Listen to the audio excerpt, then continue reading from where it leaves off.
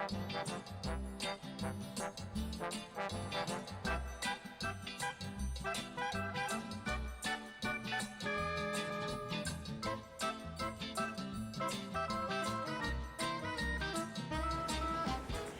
everybody, this is Caroline Sotheby and welcome back to Up, Down, and Around Town. Well, a lot of people were doing many things last weekend, and for one that I have to give special credit to, I was very happy to see that the special kids, well, I shouldn't say kids, they're adults that also work with the My Cookie department. They've learned how to play these little boats there called kayaks. And they had a kayak tournament. Here's some of them that had pictures taken for it. They all went down on Saturday and having a good time. As you can see, I stole it from the Facebook. And you might even notice some of them and know them by name. They got together this past year and learned how to do this. And last Saturday they had a tournament right down there in Elizabeth Park near the Free Bridge. And when I had talked to Maggie Gibson is one that used to work with the Special Olympics and retired and got involved with the Y Cookie store and said, hey, come on, let's try this. They got some kayaks. As you can see, they're all different kind, all different. I don't know them all by name, but I figured, hey, they probably like to see themselves on cable once in a while too, and having a good time. But when I did talk to Maggie, she said this is not only the first year for them, but this was her 9th year over there for the kayak tournament. And she is looking forward to Friday, September 26th, when they're going to have the state one at Ipsy, and she said Ford Lake. So, hey, you're all winners. You all learned something, you're enjoying something, and keep it up. And we'll keep you up on what's happening after September 26th.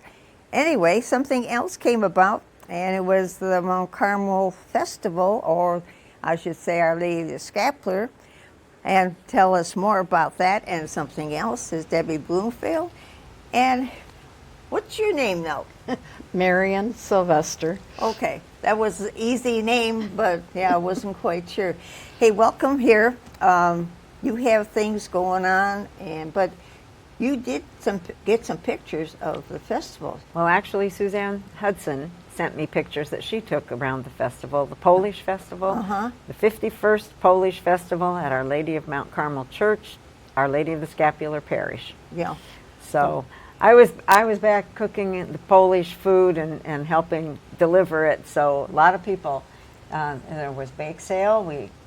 All the home baked goods really were popular, and the Italian Club was there with their tiramisu and cannoli, and the Polish. That was the Polish foods with, that's where I was, the lineup for the festival. And there were raffle baskets, about 50 raffle baskets. They were selling the tickets for the food there. You can see the crowd behind. And there we were working in the kitchen. So I got them all while they were working. So there were lots of pierogi. And our state representative, Riley Linting, stopped in to see us. And there were the folks heading in to the festival. So it was a lot of fun, a lot of people. And we all went home. I went home and slept. I still haven't found out who the winners are. I think you can go on Our Lady of the Scapular.org, our website, and all of that information will be there. And there'll be some videos too. I know that Maria was taking videos Maria was, yeah. through the. Well, you figure it was Friday and Saturday this time only. I mean, some people still get used to going on a Sunday, but it was a little different. But yeah, Right. Well, Father didn't want to get rid of the whole thing. It's a way to bring the parish together. True. And True. a lot of people working, gosh, all summer long. They were setting up a boutique. In fact, we will have a donut Sunday in September, where after the Mass is on Sunday, we'll have donuts in the social room, and some of the books, there were books for sale that people had donated, and then the boutique items that were donated, lovely purses, scarves, jewelry. They really okay. beautifully displayed. You have an idea on the date on that one? Well, I'm hoping for September 14th, Okay. so we'll see. You'll remind us then again. All right, I will remind you, Okay. because And so those items can still be purchased even though the festival is over. okay, so you have some leftover things that. Right. Well, are they going to have the big Christmas one again this year too? Yes, there will be a Christmas market this year. Okay. It will be a little different than in the past, and it will be at Our Lady of the Scapular location. Before it was in July at St. Stanislaus Yeah. location, and so this year the Christmas market will be at Mount Carmel. But we're having a new thing. The Oktoberfest is the end of September, and that will be over at the St. Stanislaus Kostka site. Woohoo! I know, it's a busy parish, and Father's taking a trip to Shipshewana in September, and there's a trip going to Chicago and then there's a trip to Frankenmuth on the bus. So there's a lot going on in the parish. If people want to get involved, we welcome them. Yeah. Well, you know what? They probably have to get the word out, because a lot of people are not living in this area anymore either. So it takes a little doing, to say, hey. We want to attract new people. Yeah. People that have retired, maybe didn't belong to a church. Yeah. We welcome newcomers, and Yeah. the travel trips and things like that are not usually something that people who are working are able to do. Yeah. So, but some of it is. Is it mostly through the week then? Well, the Oktoberfest is on the weekend, and the Christmas market is on the weekend. So that will Okay. be the first Sunday of Advent in December. Okay. So there'll All be right. watch Our Lady of the Scapular.org website. And you get more information. All of that's there. Okay. So you two now are involved in a similar topic, should I say. But maybe I should go to you, since she's been doing all. No, It's okay. That's fine. That didn't sound right. No. How about introducing yourself and what group you represent? Well, we're both members of Right to Life of Michigan, but with different affiliates.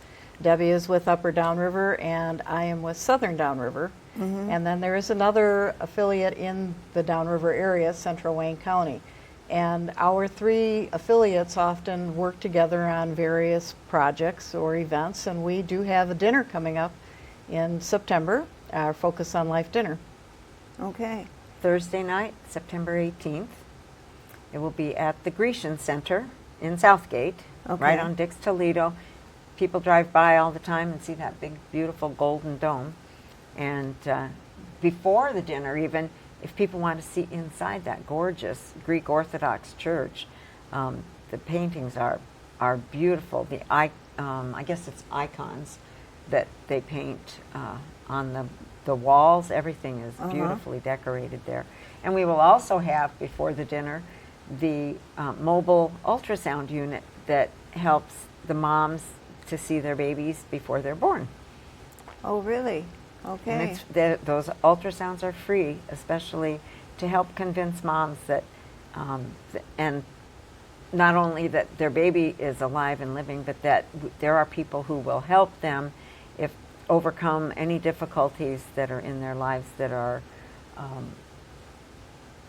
perhaps need, if it's rent, if it's the father is no longer in the picture and mom feels alone, the pregnancy centers and the resources are available to help those moms. And so it's nice for the people who donate to Protect Life get to see what the moms, what's available to the moms. Well, that's unusual. I thought usually something like that would be through a doctor. Is it actually manned by personnel that know how to? Oh, yes. They're Oh, trained. Oh, yes. You have to have a license to do ultrasounds. And so the Image Clear ultrasound is a part of one of the facilities, pregnancy resource centers. And those people are trained, and they'll take it to a place where it will be more convenient for the moms, especially in the city of Detroit, because there aren't any standalone facilities there. So Okay. we'll come to them. All right. You said you're in the South. Now, what cities do you encounter? Well, we cover to the north from Riverview down to the borders of Monroe. They have their own affiliate down there in Monroe. And we go out west to Belleville and New Boston area. Okay. And you're just down there. Do you still have a place, headquarters here? Yes, Right to Life of Michigan has a resource center in Wyandotte on the corner of 20th and Eureka. And it's staffed Monday through Thursday, 9 a.m. to 4 p.m. And out of that office, we have meetings. So like if there's something that's going on between the affiliates, it's convenient for us to meet there because it's sort of more central. But then she has a rummage sale when the city has citywide sales, yard sales in the spring and the fall. She'll have things that have been donated as a fundraiser to help pay the rent there. And there are all kinds of information for people to know what's going on from the moment of conception all the way to natural death, fact sheets and information so that people can make informed decisions. Yeah. So do you have like conferences or seminars every so often, or just strictly where in case somebody wants to get some information? Well, there's plenty of information out there. We have Right to Life Michigan has a website, rtl.org, and they do have some different seminars through Right to Life in Michigan. Each affiliate also has local events.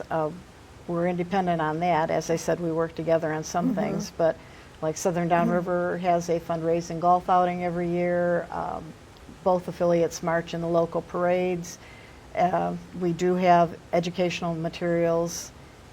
Our affiliate also has a pastor lunch that we invite not only the pastors or clergy from our affiliate area, but from the other affiliate areas at no cost, so that they can come, so that we can have a relationship with the churches and provide them with support, that they can have resources too. Okay. What are you doing on this end of town? So, all right, Upper Downriver Right to Life consolidated between Southgate, Wyandotte, and Lincoln Park.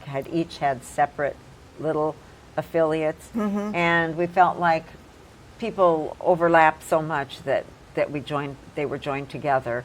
And then we added Ecorse, River Rouge, and Southwest Detroit. Although, even though we target those areas that we want to reach out more, we are open to more membership and involvement of people and churches in those areas.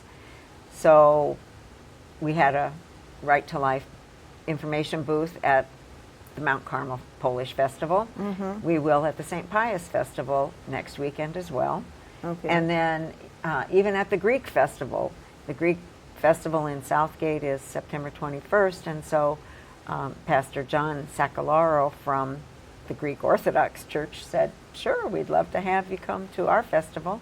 Okay. So we just want to share the idea and help people to be knowledgeable about that it's important to support life, because the media, it sort of downplays the value of each person lots of times. And with abortion being strongly recommended, even in the schools and stuff, if you don't want to be pregnant and you do get pregnant, well, just have an abortion. But they're forgetting about the baby, and we want to bring that forward, that there's a baby involved, and you can't ignore that part of the equation. And so, and to let people know that there are people that will help support. Like if a young mom is going to school and she feels like, oh dear, now I can't do that. Well, that's not true. There are lots of success stories of moms being pregnant, having their child, continuing their education, and doing what's best for themselves and the child. And that's what we're always trying to just encourage that. And now lately, there have been rumblings in Michigan of assisted suicide again. And I know we voted that down, Dr. Kevorkian, 25, 30 years ago, but it's rumbling underneath, and some of the states around the United States have passed assisted suicide or euthanasia laws, and that's a threat to people. We've seen how it's bad in Europe. Abused, right, because it goes from, well, there'll be lots of regulations to dropping those regulations. And so we want to help to let people know about that, because it will come up in the legislature soon, and we want life to be protected in this state of Michigan, not considered that It's not disposable. there you go, that's a better way. Well, you know, you mentioned about that right now, probably at this time, there's a pickleball tournament at FOP, and the funds that they are getting will go for that. I lost the title of it, but it has prevention of, suicide. Oh, really? Good. And I was hoping to get somebody on from them to get an idea how they're making out, because in the past 4 or 5 years, I've heard of too many young people actually committing suicide. And the families want to know, gee, what could we have done? How did we know? I mean, and that's something that now the families are concerned about.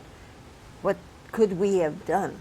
Right. And, might be able to help somebody else out with that group. And so, like I said, if you like pickleball, they're having a tournament. And, Well, like I said, I they're can't all- play. Don't ask me.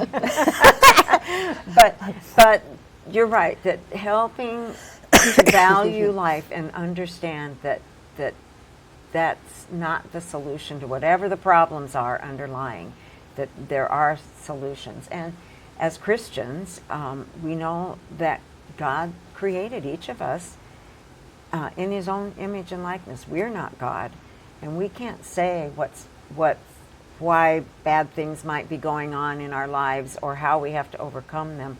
But certainly the message of Jesus Christ is important, and I know a lot of young people are searching for answers, and hopefully they find them in a church, find their church. Of course, I love my Catholic church, but I know other good Christians that are supportive of young people and that can give them that hope and faith that is necessary. Before we came on, excuse me, I mentioned the fact, God, many years ago at the other place, how long ago was that? When she used to come on and make us aware that, hey, plastic should go here, glass should go here, and we used to call her trash lady, recycle queen. lady, anything and everything, because at that time you made us aware. And then the city sort of took over, and they had then the trucks and that, and right? Right. And that's what you basically started. Started out as a volunteer activity, and I helped with education. about the importance of recycling and stewardship of our natural resources. Yeah. And God gave us all of these natural resources, and how do we best use them? So, and then as the cities took over the responsibility, and we went from just a voluntary recycling, then we had a cable TV show too, and that's how we got to know you better. And then that's how you said your husband and your son landed up in another group, and you sort of like, okay, you joined them, and that's how you got involved with this one for Right. how many years in that? About 30? Oh yes, better than 30 now. They were involved with Life Matters cable TV show out of the Wyandotte Cable TV studios, and so when I no longer needed to do recycling education because other places were taking over, then Yeah. I moved into the value of human life. And as a mother of 6 children, all of them married and now with grandchildren, we want to make sure that the world is a hospitable place, and that we take care of it as families and as well as individuals. How do you get involved? Were you in something else and now finally? Well, how I got involved was my husband and I were looking to adopt. So this is almost, well, my son is now 40 years old. We found out that domestic adoption was going to take a very long time, that there was very few children, babies available, and it would be about a 5-year wait. And at that time, the pro-choice side had a slogan of every child deserves to be a wanted child.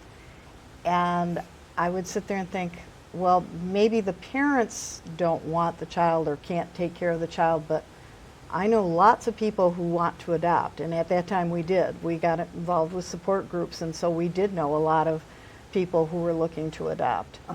And so after we adopted, I went to a Right to Life meeting on Groseal, and the president there said, "Oh, I need somebody to be a bookkeeper for the organization." Well, my background was business and finance, and I said, "Well, I can do that," and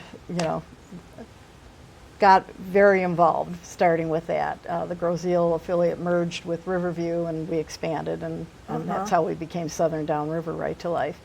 But that's how I got involved in it, and I have 2 children that we adopted. We ended up adopting from Korea.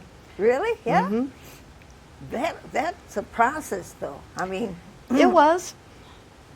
a lot legal things between borders and borders. I mean, yeah. It was, yes, we had a long wait. We had to go through counseling and all kinds of forms that we had to fill out for the government, and our children became naturalized citizens. And now we have 6 grandchildren.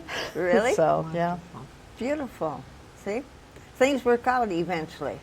Yes, I've been very blessed. Yeah. So sometimes moms need to know that that's an alternative too, that Yeah. they don't have to raise the children if they don't feel that that's the best thing for them and the child. And there are parents that are waiting and Yeah. would like to adopt. Still are.